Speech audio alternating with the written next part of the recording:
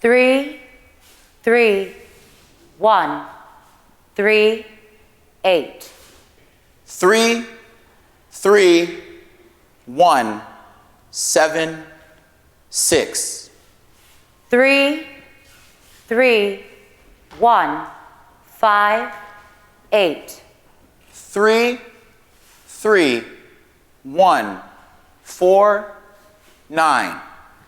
3, 3, 1, 5, 6. 3, 3, 1, 6, 9. 3, 3, 1, 2, 4. 3, 3, 1, 1, 7. 3, 3, 1. 5, 8. 3, 3, 1. 4, 7. 3, 3, 1. 2, 8. 3, 3, 1. 3, 3, 1. 3, 3, 1. 3, 3, 1. 3, 3, 1. 3, 3, 1. 3, 3, 0. 5, 5. 3, 3, 1, 4, 8. Eating local seafood.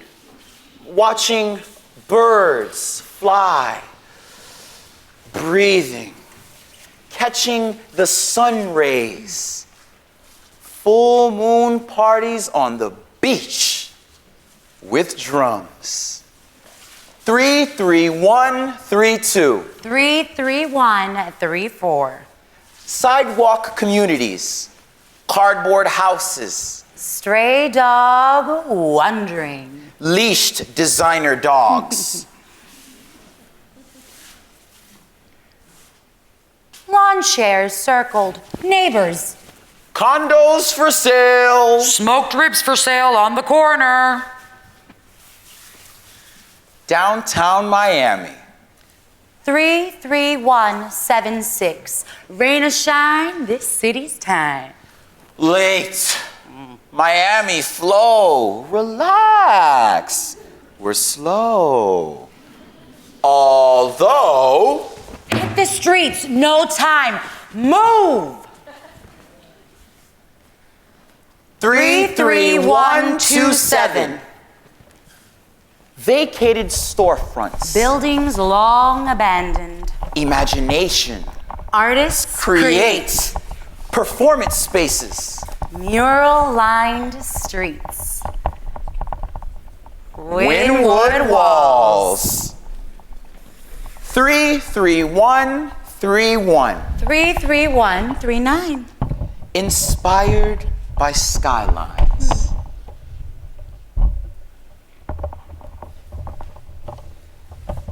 Alive in the nighttime. Empty beer bottles in the sand. Revelers!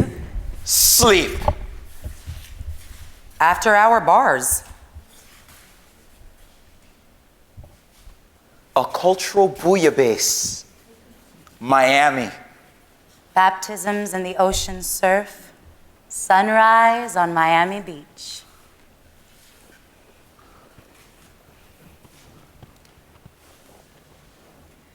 Three, 3, 1, 6, 5. My neighbor is El Rooster Bailarín. Salsa with the palm trees. Café con leche me da la vida. 3, 3, 1, 4, 3. Dulce de leche. Humid air. Breeze through palms. Kissing the sun.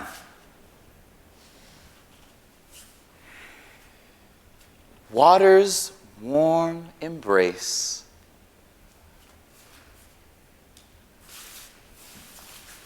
Water's warm embrace.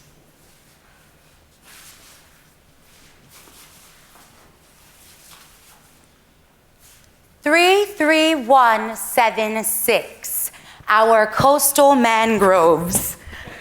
Limbs intertwined like legs of showgirls creating a beautifully provocative barrier of protective support.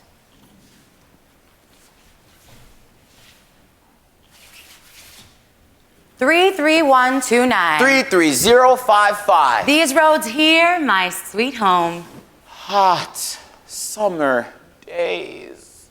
Tranquility. Beautiful Ocean Bay. Peacock Crossing. Beaches a few miles away. Parties, but blocks away. But home's here where I I stay. Art Deco painted buildings. Blue lit bridges. Fluorescent skies. A kaleidoscopic. Kaleidoscopic city of color. A kaleidoscopic city of color. Bienvenidos a Miami. Bienvenue a Miami. Welcome to Miami.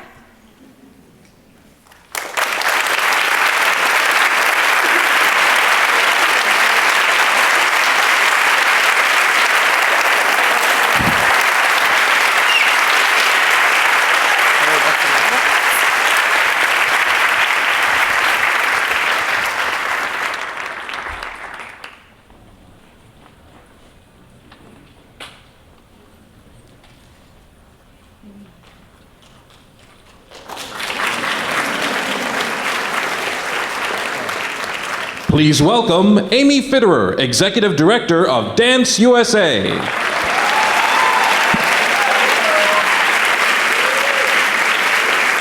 Welcome. It's so fabulous to be here. Welcome to Miami. Let's have another round of applause for that fabulous performance.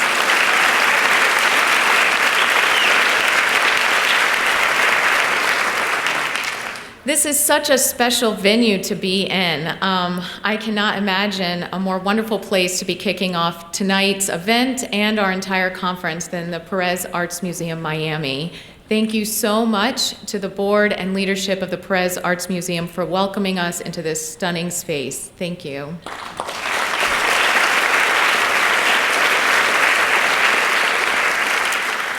The Dance USA Honors event has been a long-time important activity of Dance USA. As many of you know, we were founded in 1982, and Dance USA has been making a choice to recognize outstanding leaders in our field.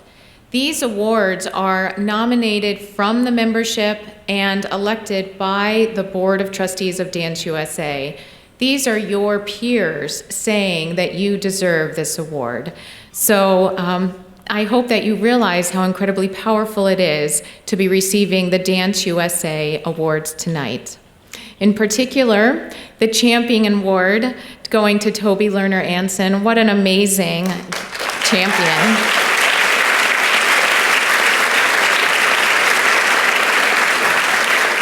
The Champion Award every year goes to an individual in a community that has made an outstanding impact in the dance field in that community. And I think without a doubt, Toby is a perfect person to be receiving this award.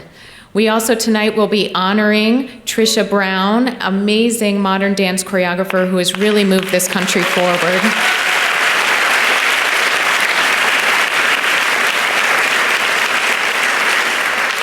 The Ernie Award is going to Linda Shelton, who has tirelessly been working behind the scenes at the Joyce Theater and other dance groups. So thank you and congratulations.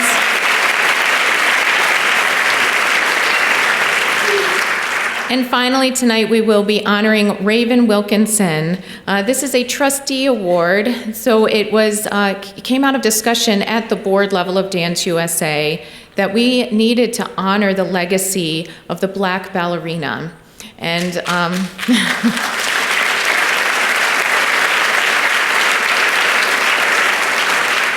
I'm sure that you will all greatly enjoy the special ending to tonight's honors event that we have connected to Raven.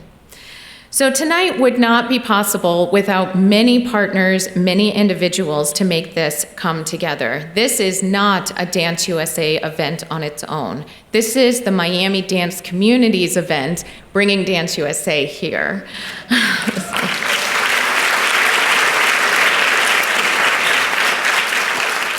First, I would like to acknowledge Miami's host committee lead organizations, which were the Miami City Ballet and the Miami-Dade County Department of Cultural Affairs.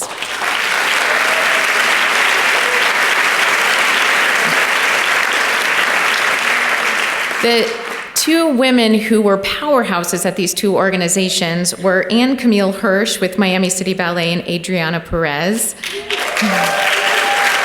They really just worked essentially a volunteer job for the past 12 months to make this possible. We also have wonderful opening night host partners, which of course the Perez Arts Museum, and our dinner and drinks later tonight, Steven Starr Events. So I'm sure you will be thrilled later when you're out there enjoying them. We also have conference host partners. Since 2012, Dance USA has been holding its conference in arts venues around a city rather than just staying inside a hotel. And even though it's logistically more complicated, overwhelming feedback every year says we've got to keep doing this because it's a way that as we move around the country, we are all able to see and experience that art community. So here in Miami, we will be at the Adrian Arsht Center for the Performing Arts of Miami-Dade County, Miami City Ballet, New World Center, and the Young Arts Foundation. Thank you so much to these host venues for welcoming us.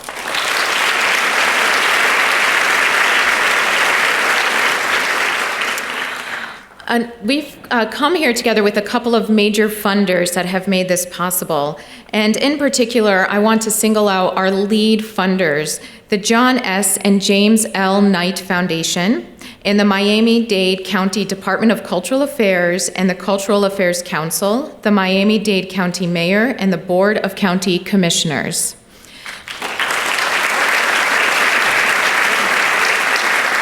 Their support helped to bring scholarship students from all over the country, scholarship recipients from all over the country to be able to attend this conference. And in many times, this is the first time these individuals are attending a Dance USA conference.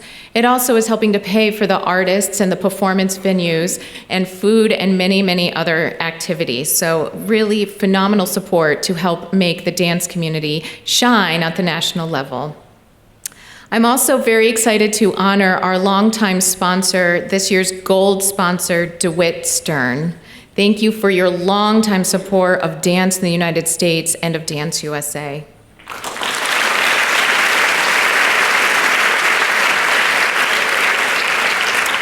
This year we also have our silver sponsor, which is the Freed of London, and they are the exclusive sponsor of Dance USA's Trustee Award. And lastly, tonight's celebration, we will all be enjoying from these sponsors Arctic Wines and Bezo del Sol Sangria, which will be enjoyed later. And of course, Vivian's Petals as we enjoy the flowers all night. These are our bronze sponsors for tonight's event.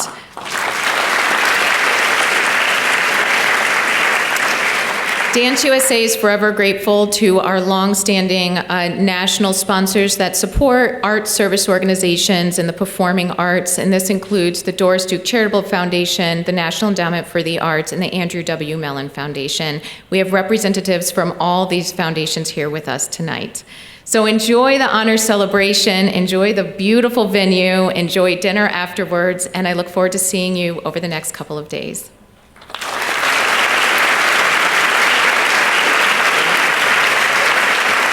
Please welcome Holly Altman, Director of Special Events and Sales at the Perez Art Museum, Miami.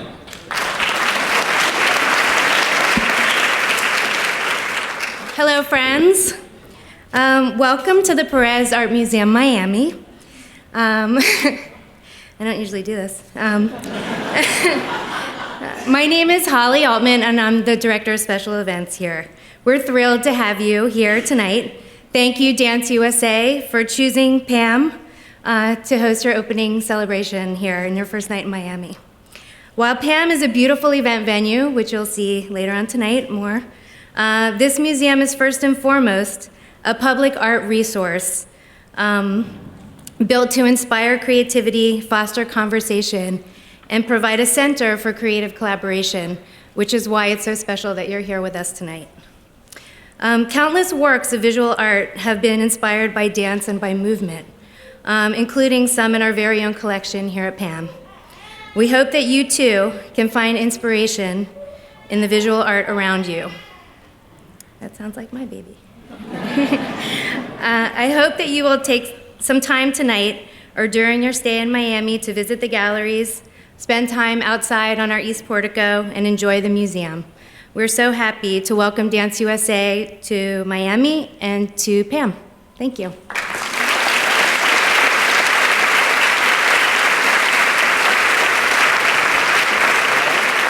Please welcome Count Moore, Managing Director of DeWitt Stern Group.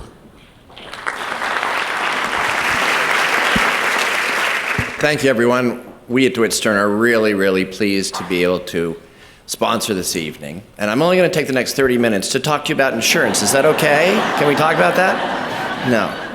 Actually, we're not going to talk about insurance at all. We are a unique insurance brokerage firm because we actually specialize in the arts. All arts of all different kinds, from filmmaking to dance to performing art venues. And so you're asking, well, how did you get here? Well, I'm going to tell you because it connects the evening. A woman that I'd known for a long time named Linda Shelton said, I want to come up and introduce you to someone, and I just want to come talk to you. And I thought, okay, what's this about? She'd never come up to my office before. I'd always had to go down to the Joyce Theater. So she brings a woman named Andrea Schneider to see me, and we meet in a conference room, and they explained what Dance USA was, and they said, can you? And I said, you had me at hello. Of course we'll sponsor this.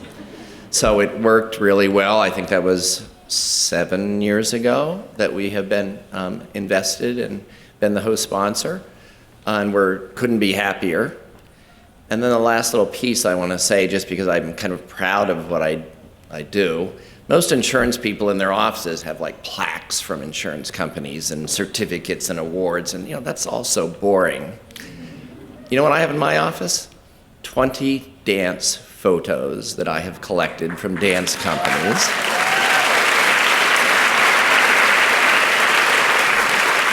And if you don't believe me, Martin Wexler actually came up and saw them, right, Martin? Yes, and Andrea actually sent me a photo to add to my wall of fame. And of course, half insurance executives come in my office and go, what is this? But anyway, congratulations on all the honorees. We're so happy that we could help with this evening. Have a wonderful time. Thanks. Please welcome Stephanie Ansin, Founder and Artistic Director of Miami Theater Center.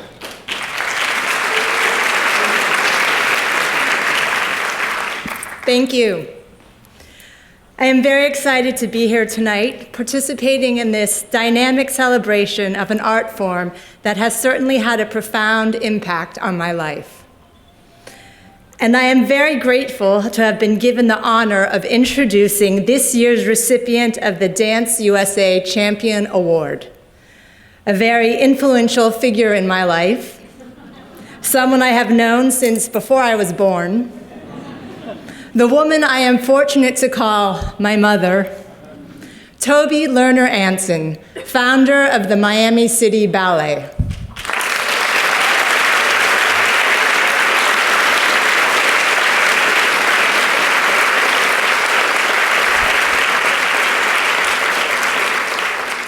You can read all about Toby's accomplishments and accolades in her bio in the program, or on the Miami City Ballet website, or on my Facebook page.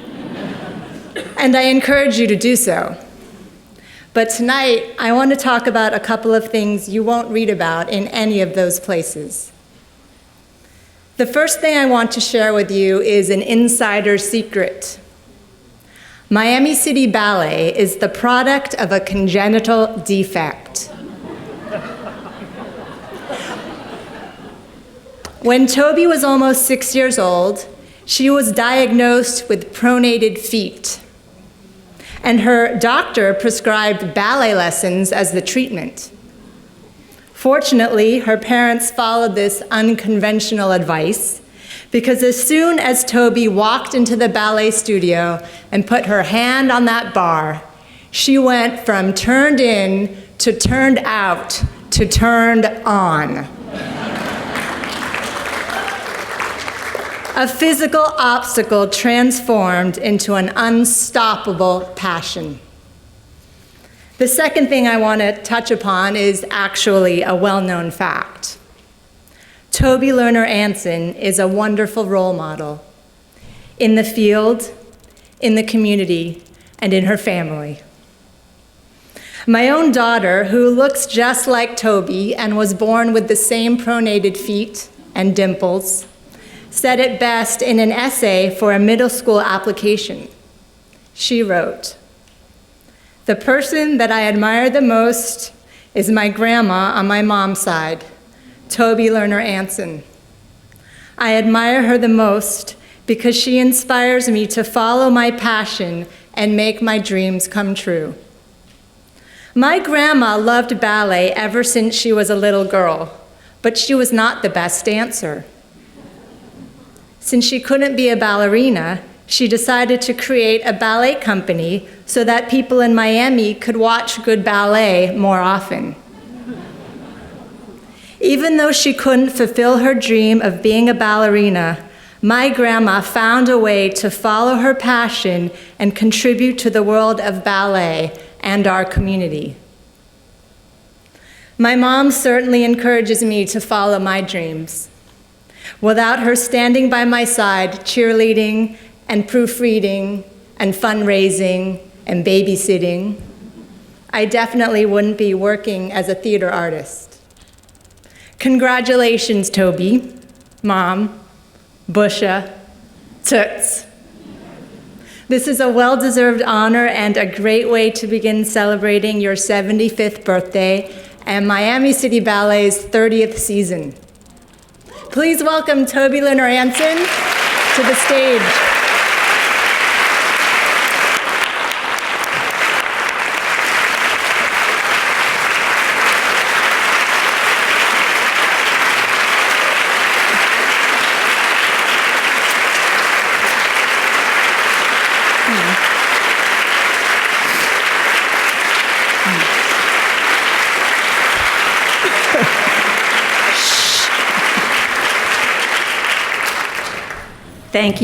Thank you, wonderful daughter, for your beautiful words. You mean the world to me.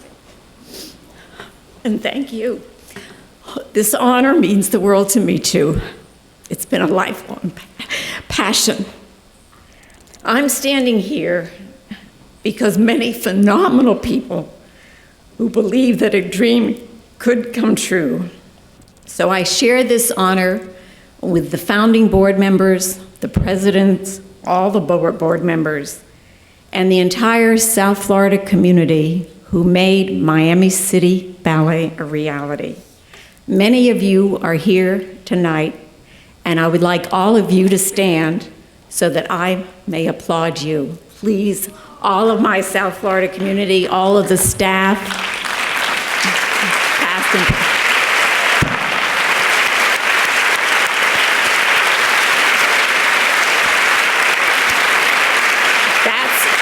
That's what made Miami City Ballet.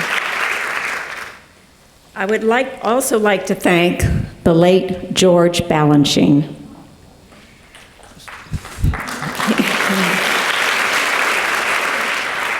He recognized, trained, and honed the extraordinary talents of Edward Villela and Lourdes Lopez, our founding and current artistic directors.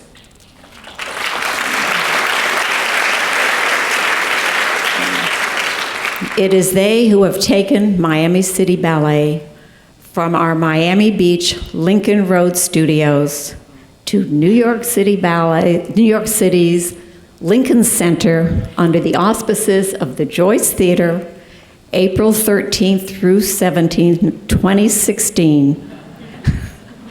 I hope a lot of you will come to the Big Apple to see us dance.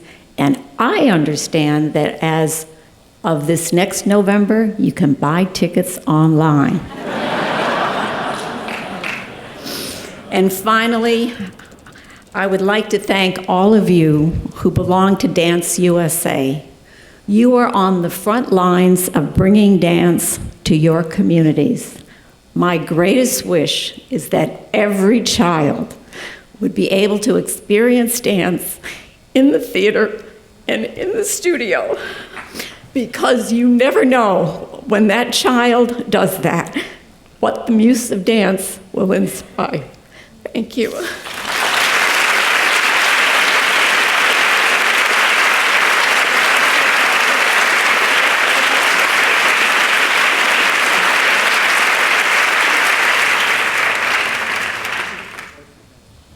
Please welcome Carla Peterson, Director of the Maggie Allisey National Center for Choreography.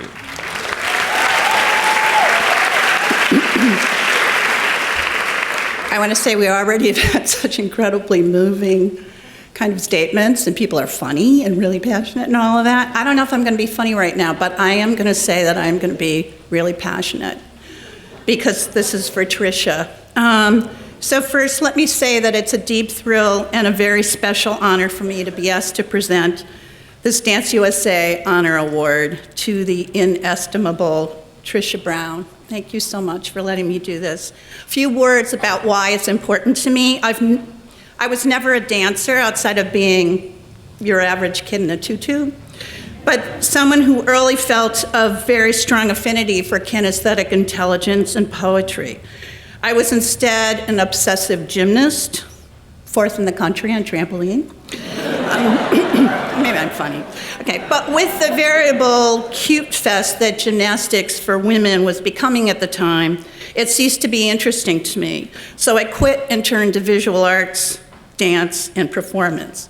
And what sealed it for me, seeing Viola Farber, early Nikolai, early Tharp, Merce, and even earlier, the recently passed and incomparable Maya Plisetskaya, and seeing Trisha, more than equal in her own revolutionary way to these, her fellow giants. But it would be sheer hubris for me, or of me, to suggest that I have something to say about Trisha that hasn't already been said countless times by countless knowledgeable folks. This luminary who has so deeply influenced succeeding generations of artists over the course of her long, brilliant, multi-directional, and game-changing career has had so much written about her and so many awards. So I'm going to go personal. Here's a couple of deeply happy, and I always have trouble with this word, reminiscences. Twice I had the beyond meaningful chance as a curator in New York City when I was there to present Trisha and the company. The first time as part of the company's 40th anniversary celebration, as part of our Season of Returns program, which was a program intended to bring back reprisals of seminal work by influential makers. That rationale was a gigantic understatement when applied to Trisha. On DTW's not operatic, but at least decent-sized stage, with its intimate 184-seat house, we all got the rare opportunity to be with the company up close, flesh and blood and liquid bones, like her dances, with, of course, that unpredictable yet mathematical rigor. There was Foray, complete with a marching band, 4MG, the movie from 1991, shot also by Trisha from the Wings, from her Back to Zero series, and the wonderful reprise of Water Motor from 1978, this time with a male dancer returning to Trisha's company, the very special Neil Beasley. The original documentation by Babette Mangold with the beautifully watery Trisha was projected on our lobby wall, in lovely contrast to the very propulsive embodiment of that same movement language by Neil on the stage. It was a very special 2 weeks, I think, for all of us, for DTW, for our audiences, to have Trisha with Bert, her husband, in the house practically every night. Later, as part of the company's farewell tour, we also had a chance to present Opal Loop, which is an incredibly beautiful piece, Solo Olos from 1976, and the 1981 Son of Gone Fishing with score by Robert Ashley. That same year, Movement Research honored Trisha and the original cast of Set and Reset, along with me as the former executive director, to a packed, hushed, and then jubilant house in Judson Church. They performed the work, first with the original cast, Diane Madden, Stephen Petronio, Vicky Schick, Aren Hultman, Randy Rocha, and Ave Karzak. Then one by one were replaced by the company, the current company. There was something so beautiful in the passing of the dancers' metaphoric batons from original cast to current members. Something so poetic about how influence and information is passed down and on our lineages, but baton she has indeed passed over and over, so generously, so beautifully. For me, Trisha is an artist whose means, spatial awareness, and movement vocabulary has always offered delicious pleasure, not only on a cerebral level, but on a deeper plane that speaks to our fundamental body-mind connection, how one literally perceives dance.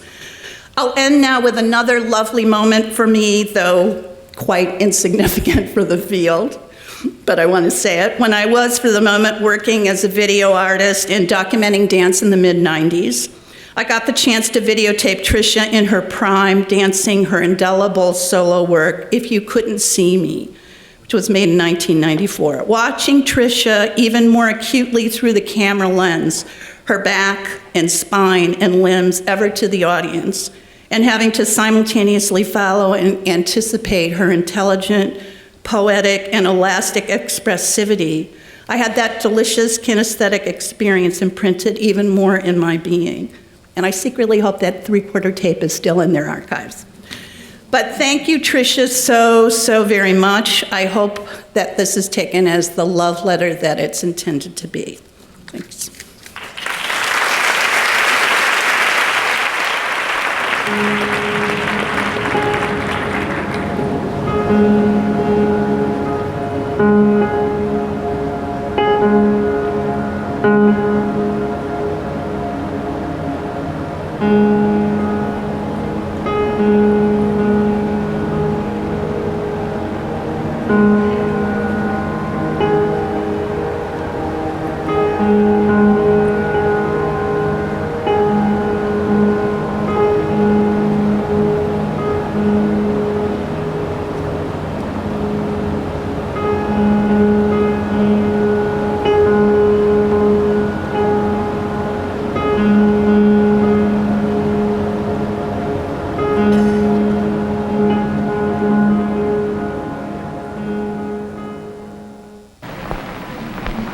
Started talking while doing this dance.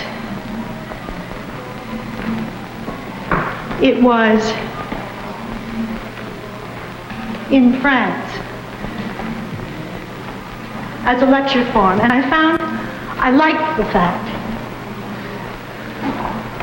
that I could not. Remember this? Keep track of my dancing while talking.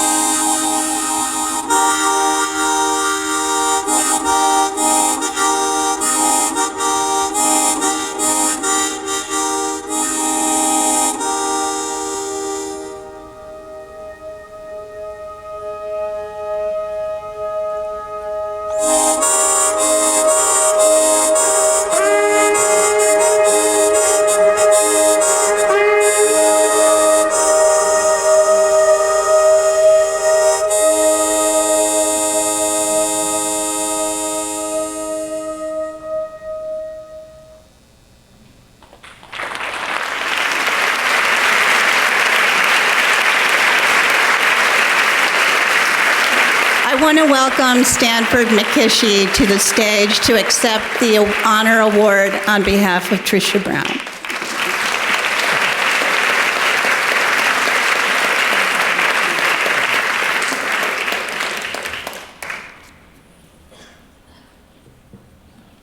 Good evening. It is a profound honor to be accepting this award on behalf of Trisha Brown. As a former dancer with her company and a current board member, I would first and especially like to thank the Dance USA board for giving this award in the first time in its history to someone who cannot be here to accept it. I, like you, wish that Trisha Brown could be here with us. If she were, I'm fairly certain that she would want to thank you for this exceptional honor. And she would want to thank Dance USA and all of you for your contributions to the field of dance.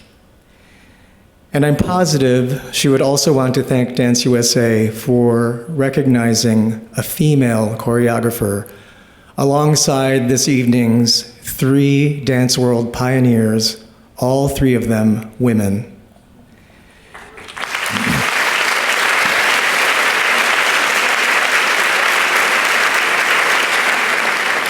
And if I were to speculate further, knowing Trisha, I think she might have said, "It's about time."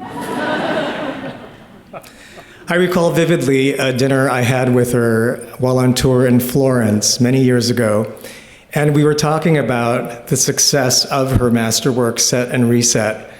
And not quite annoyed, she said to me, "I wish there weren't so many people who wanted me to make more dances just like Set and Reset." And at one point, she lit up, leaned forward, and said, "I know what I'll do.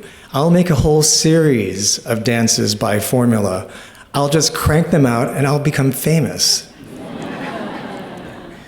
Of course, that is exactly what she did not want to do, for she was always seeking what was new and unfamiliar to her, and her continual explorations and experimentations is what made her a master.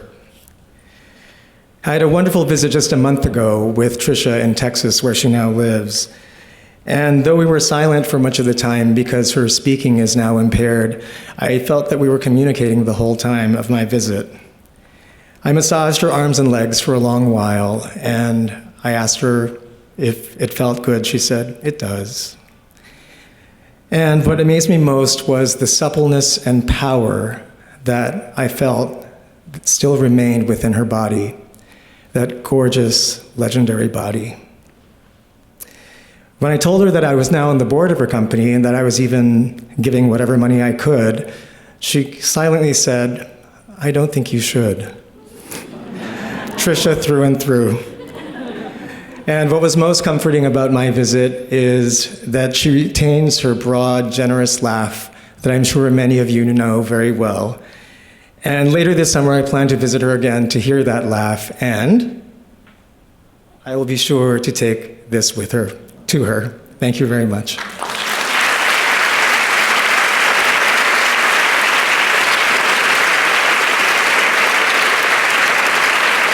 Please welcome Douglas Sontag, Director of Dance for the National Endowment for the Arts.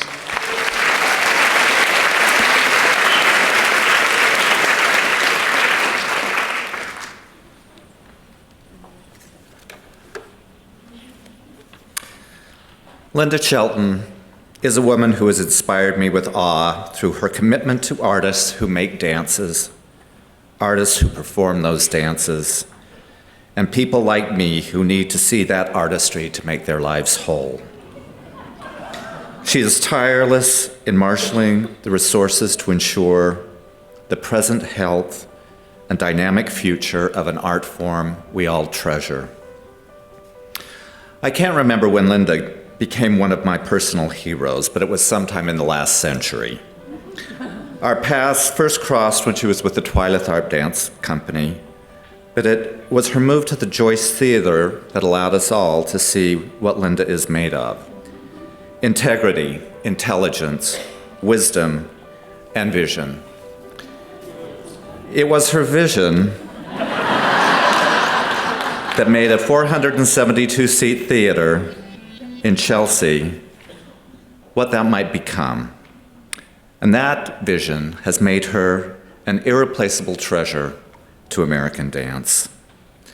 The Ernie citation reads, "The recipients work behind the scenes within the infrastructure of the dance field to empower artists."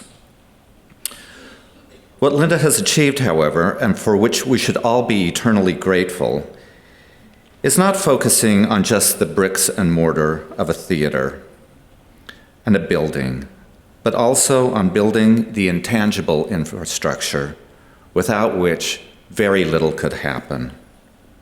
I've had the privilege of seeing Linda's tenure at the Joyce up close. Under her leadership, the Joyce has become the leading presenter of dance in the United States.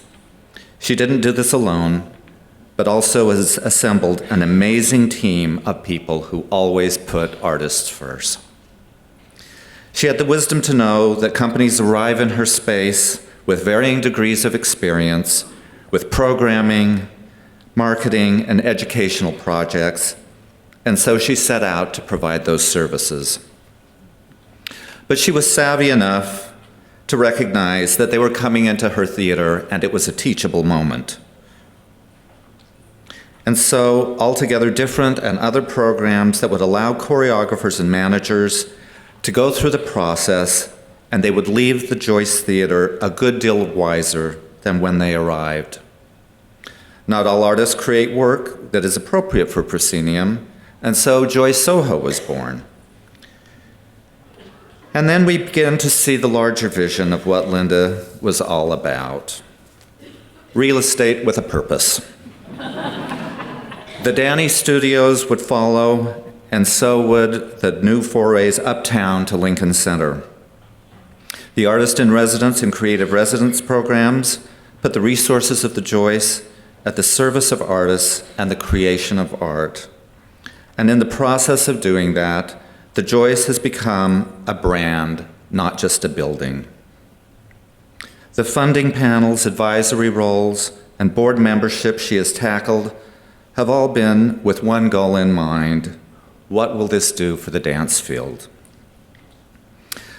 Lest you think I'm nominating Linda for sainthood, well, I am, sort of.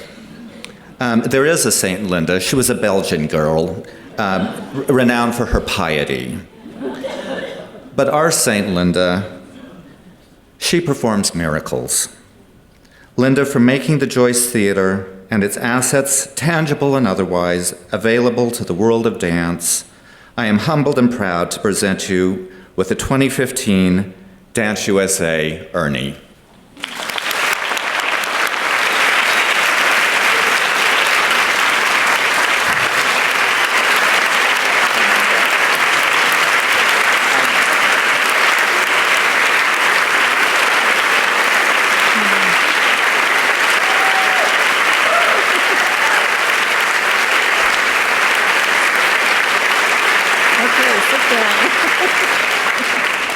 Thanks, Doug, and thanks to everyone at Dance USA, although I feel like after today's board meeting, I should only thank Kelly. Inside joke. Anyway, since learning a few months ago that I had been selected to receive the Ernie, I had been looking back over my career in search of the clever tale that would best capture my years in dance, and I think I've found it.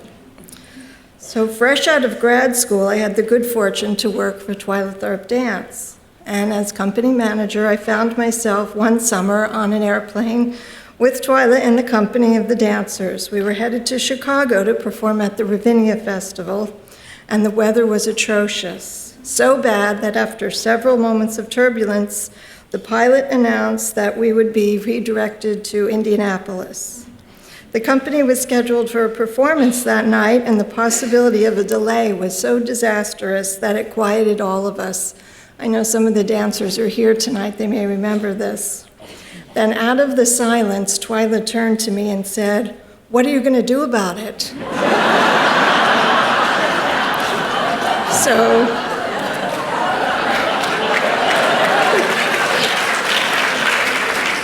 Just about everyone on the plane turned to my direction. So I escaped by making my way up to the front of the plane where I could find the restroom. In those days, you might recall that the cockpit door was often open, and I found it so I stepped in to tell the pilot my story. As I look back, it occurs to me that he thought I was going to lose my job. And so, as I slouched back in my seat, he made another announcement. He said, "Ladies and gentlemen, a change of plans." And it was really funny. He said, I've been informed that the Twyla Tharp Dance Company is on the plane. They have a show tonight, so rather than heading for Indianapolis, we'll circle until we can land it in Chicago.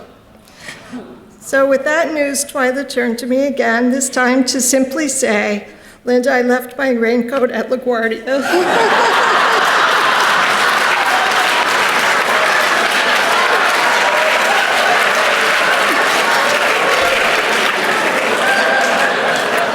Of course, I got the raincoat.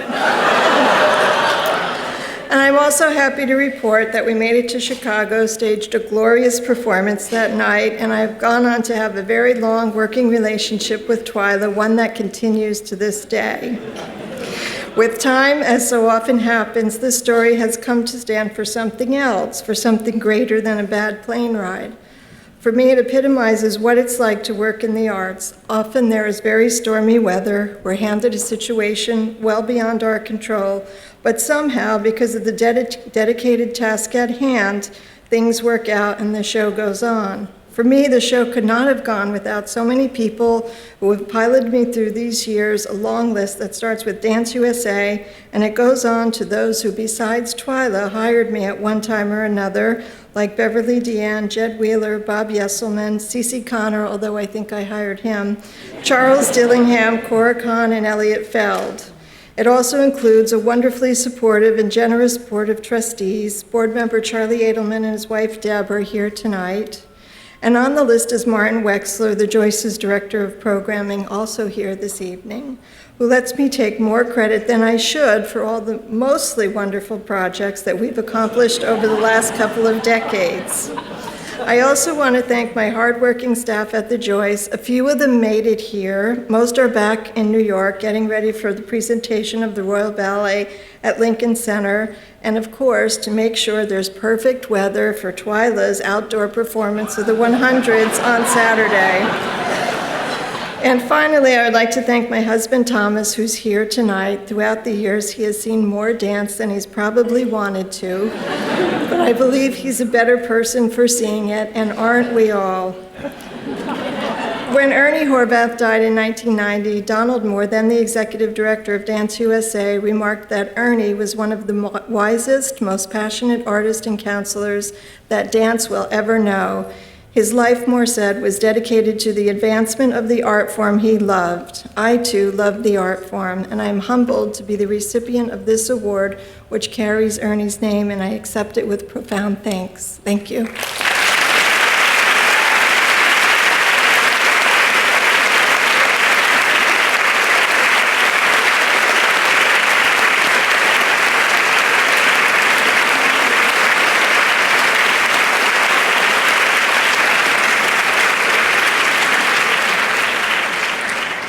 Please welcome back Amy Fitterer and Denise Saunders Thompson, chairperson of the International Association of Blacks in Dance.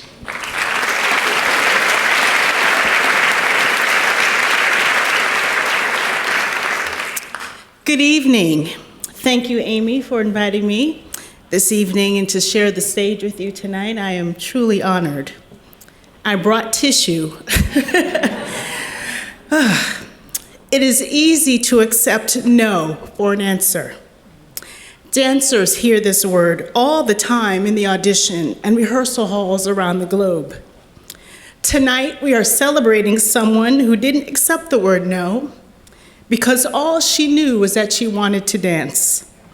We applaud her commitment, honesty, enthusiasm, and sheer determination to overcome the odds to do what she loved to do.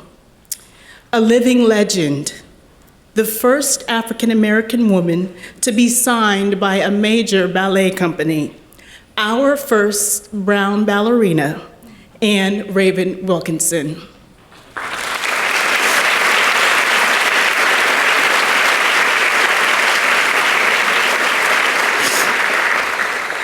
Turning disappointment into success at the age of 20, Raven Wilkinson became the first African-American woman to receive a contract to dance full-time with the major ballet company, the Ballet Russe de Monte Carlo of New York City. She was promoted to soloist during her second season with the troupe and remained with the company for 6 years. Growing up in a middle-class neighborhood in Harlem, Raven began ballet training at the age of 5 through her teen years at the Swoboda School, later known as the Ballet Russe School, where she studied under the direction of well-known dancers from Russia's Bolshoi Theater. In high school, Miss Wilkinson continued her training with Madame Scholar, formerly associated with the St. Petersburg Imperial Russian Ballet. In the early 1950s, Raven left school in her teens to pursue ballet full-time. After her third audition for the Ballet Russe de Monte Carlo in 1955, Raven was finally accepted to the company, where she would remain until 1961. Wilkinson, fair-skinned enough to pass for a Caucasian person, oftentimes had to wear makeup to conceal her racial identity. However, in 1957, while touring with the company in the South, she refused to lie, and her life would be forever changed as her racial identity became known. She would leave the United States and dance for the Dutch National Ballet, only to return in 1973 and begin performing as a dancer and actress with the New York City Opera, a job she held until 2011 when the opera folded. Virginia Johnson, artistic director of the Dance Theater of Harlem, recalls this about Raven. I was 16 or so when I saw Raven Wilkinson dance Flower Festival Pas de Deux from the wings. She and Sylvester Campbell were guest artists with the Capitol Ballet, the performing entity of that Black Washington, D.C. powerhouse, the Jones Hayward School of Dance. I was a student at the Washington School of Ballet and had been invited by Miss Haywood to participate in their concert. Raven was exquisite. She danced as if she was in a different place from all of us, where the air was fragrant and the ground a carpet of flowers that she skipped across without touching. It was the first time that I understood that magic. I always loved it and thought it was beautiful, but I never knew it could change the way I felt. Anne Raven Wilkinson, the first of many brown ballerinas, presents a tangible dream for all of the little brown girls who dream of one day being the swan and can now know that is more than possible. Tonight, we honor a woman who conquered a first in an art form that is based in strong tradition. She is 100% legacy, she is legendary, and a pioneer for us all. A woman of immense talent, courage, strength, and beauty, Miss Anne Raven Wilkinson.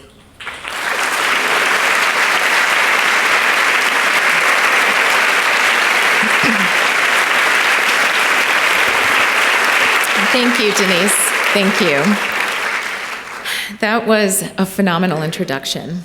I have had the pleasure of getting to know Anne Raven Wilkinson a little bit over the past 6 months, and I am very sorry she's unable to be with us in person, but she did agree to film an interview with Misty Copeland for us. Anne Raven Wilkinson is mentoring Misty Copeland, and she's a mentor to many emerging and current ballerinas who are dealing with the color issue in our ballet field. Anne Raven Wilkinson is probably one of the most inspiring, kind, thoughtful, and grounded people I have ever met. I love it when she calls the Dance USA office. Our staff loves it. She gets to talk to different staff members. She inspires us and lifts us and reminds us why we are doing the work that we are doing. So I would like to now turn our attention to an excerpt from the interview between Anne Raven Wilkinson and Misty Copeland, filmed just about a month or so ago.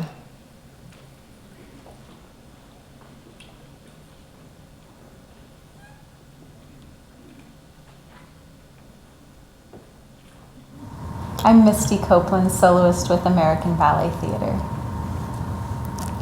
And I'm Raven Wilkinson, a retired ballet dancer, enjoying just the art of ballet and dance itself these days.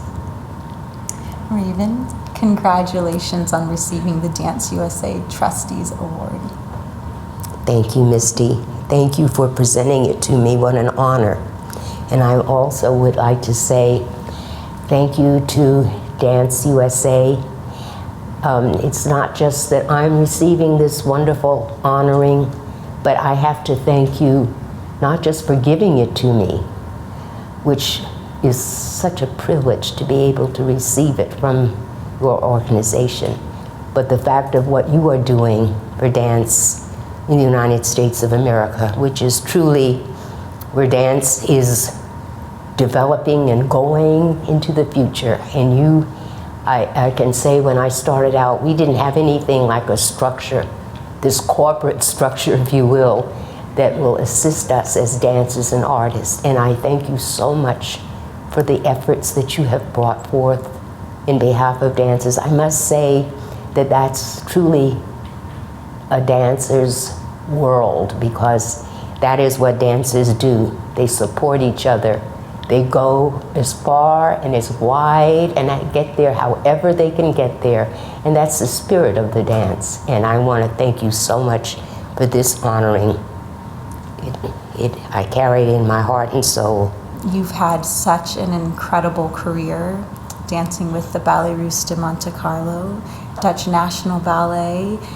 You've just had such a fulfilling and incredible career. And you mean so much to the ballet community. You have done for me something that I never imagined would happen halfway through my career, which was to kind of spark this amazing curiosity in me and really help me to find my place in the ballet world as an African American ballerina. So the world should know about you because you've done so much for me. And I think I'm kind of carrying that light that you gave me for the next generation of brown ballerinas. Thank you. What an honor for you to say that to me, Misty. Coming from you, that's such an honor, and such an honor to receive this Trustees Award. Good. I'm glad Truly, that you feel truly that way honored, too. yes. What have been moments for you that have stood out in your career as a ballerina? Well, I think the first thing was to get into a company like the Ballet Russe de Monte Carlo, and because I had such endeavor, and I realized it was going to be very difficult. I don't know why one doesn't think of this right away, but I think with hope you just charge ahead. And then finally I was accepted. You know, I tried 3 times, and I finally was accepted and went on these tours with wonderful repertoire and wonderful colleagues. And I had some problems when we went in the South, but I felt very protected by my colleagues and people around me. They cared so much. It says a lot about a person to make it as a ballerina number one, but to be in your shoes in the time that you were introduced to the ballet world and started out as a professional. Even if you don't feel that you are in a place where you have a voice or you feel that you're representing so many, you were and you are. And I think you have to be an incredibly strong person and passionate to stick it out even when times are extremely tough, as you experienced. So Thank you for sticking it out, because that's why I'm here. I want to again say congratulations on this honor. Well, I have to be so honored that you are saying that to me. It is such an honor for me. Love you.